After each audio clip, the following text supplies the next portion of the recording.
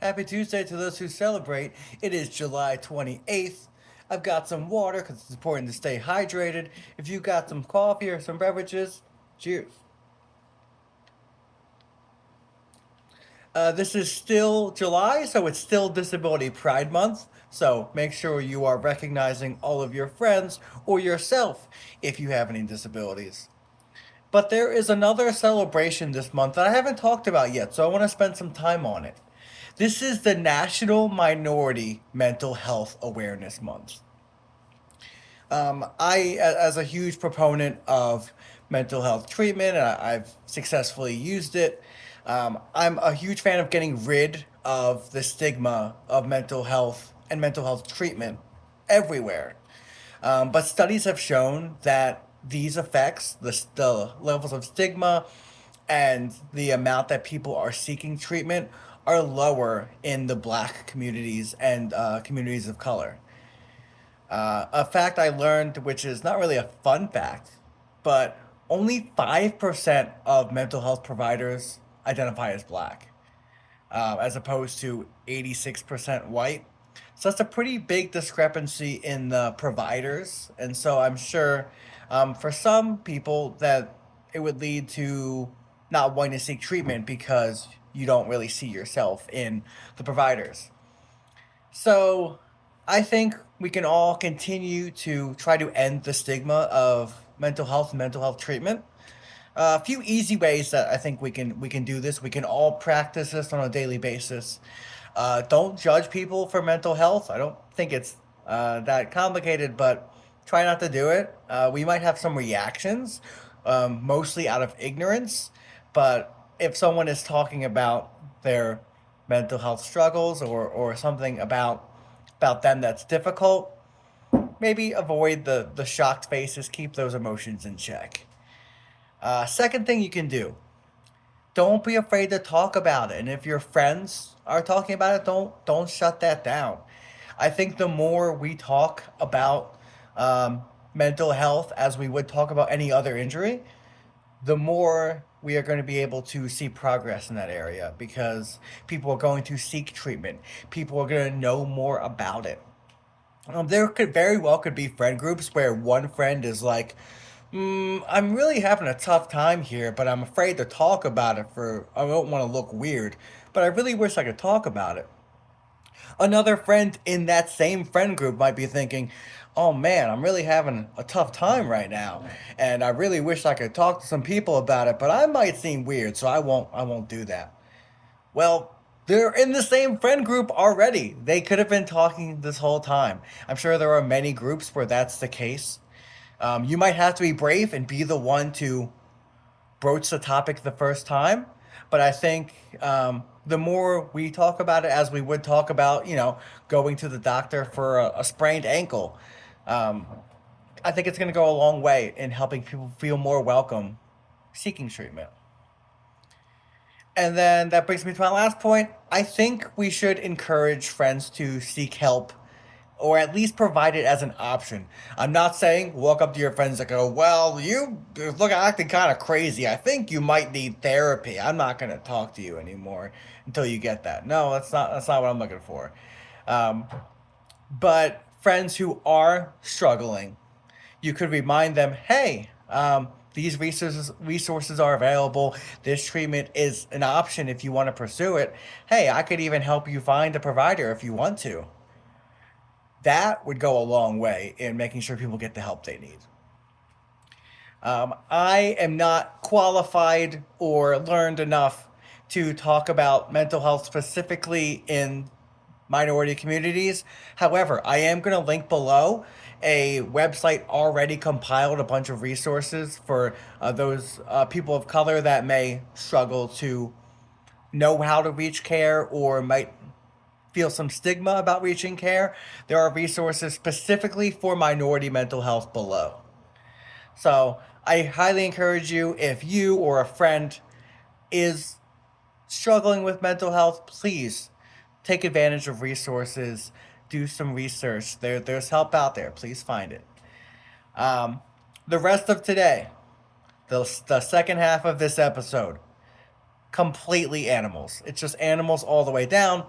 I think animals are the best. Human beings, we're a mixed bag. Even the best of us are bad half the time. So animals are always good. And so I've got a bunch of animal facts and animal stories to fill your Tuesday. I'm going to start with a couple stories from my life and then I'll go into the news. So, my life. You guys may have known from last episode, I got a kitten. His name is Poe. You might see him because he's currently being a maniac over in that area over there. So, he might pop into view at some point. But I have my young cat Poe and my slightly older cat Trevor. Well, they have not been super getting along because Trevor is being curmudgeonly and doesn't really want to play with Poe, and Poe wants to play all the time and doesn't stop. But for the first time yesterday, I saw a mutual wrestle session between my cats. So that wasn't Poe trying to wrestle Trevor and him getting annoyed. They were actually playing together. I got it on video. It's saved for posterity. And then story from my life number two that's kind of uh, uplifting is that one of my friends loves to foster dogs. Not only is she a great dog mom, but she watches all the dogs for everyone that she knows. And she is now taking more dogs into her life by being a foster dog mom. She's done that a lot, but now she's moved on to the highest level, fostering senior dogs. That's got to be like that's top tier animal helping if you are a senior animal foster person. It doesn't get any higher than that. So, cheers to everyone who participates in fostering, has fostered, or maybe thinking about fostering in the future. There's plenty of animals that need help. All right, I'm gonna move into some news stories. Two people actually sent me this article. It's funny, you guys know me very well. There was a veterinarian clinic in Maryland and they had a little kitten who couldn't use his back legs. I'm not sure what condition he had, but they didn't have any kitty wheelchairs that fit that cat. So the vets made a kitty wheelchair out of Legos and rulers and duct tape. And it was so cool. They like measured it and they had a little Lego wheelchair for the tiny kitten. And that is amazing for on so many levels.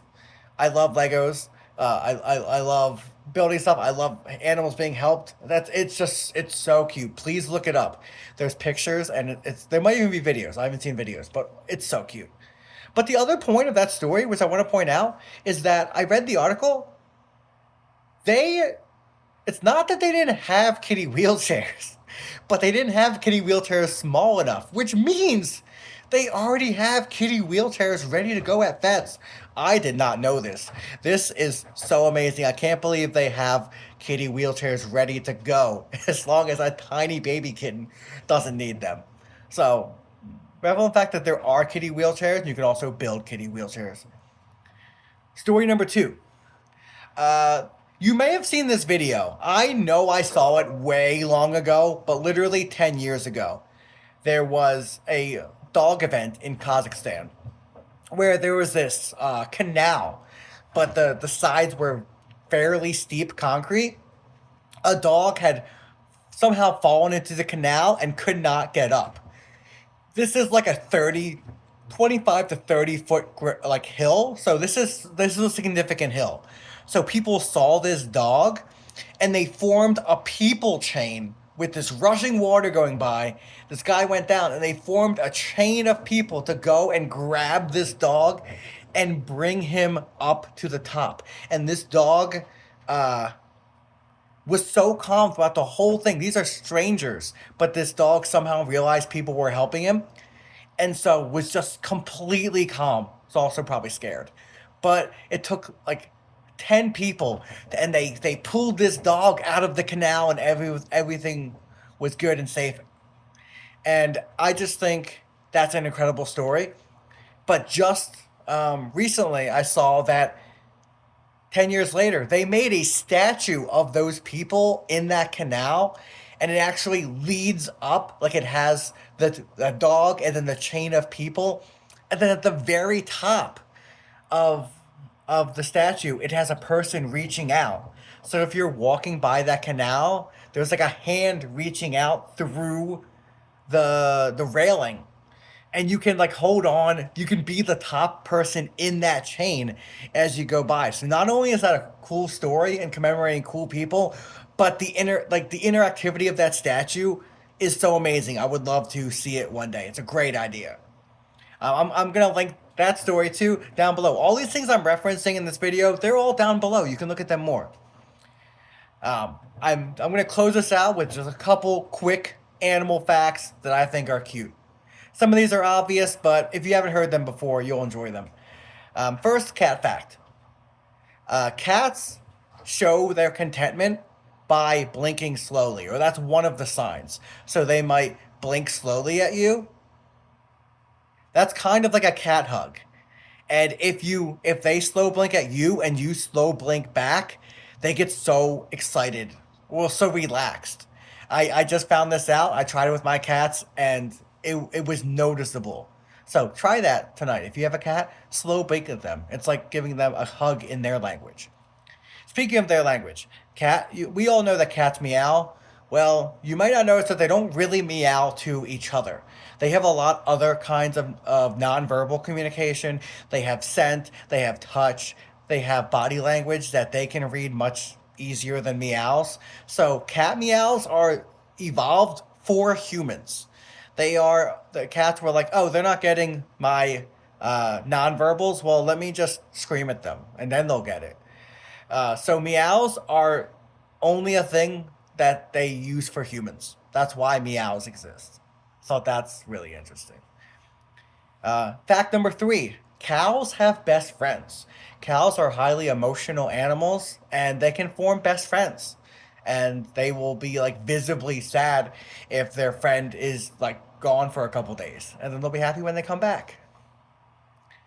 And then my final fact of today is dog sneezes. I'm not talking like act like sometimes dogs actually sneeze, and they're if they have like if their nose is congested. But if they do the play sneeze, which you may have noticed when your dogs are playing, especially with other dogs, the fake sneeze is a way to show I'm not actually fighting. I'm just pretending I'm in a good mood. So if your dog is playing and you with another dog or with you and you see fake sneezes, it's just saying that's okay. I'm just playing. Don't worry about me. I'm not mad for real. All right, guys, that wraps us up for this Tuesday. I'm gonna link also below the rescue that I got my kitten Poe at. It's a great rescue if you or someone you're looking if you or someone you know is looking for a cat or a kitten. Use this rescue below. There's plenty of cats that needs homes. So if you like cats, give it a look. All right, have a great Tuesday. I'll see you next week.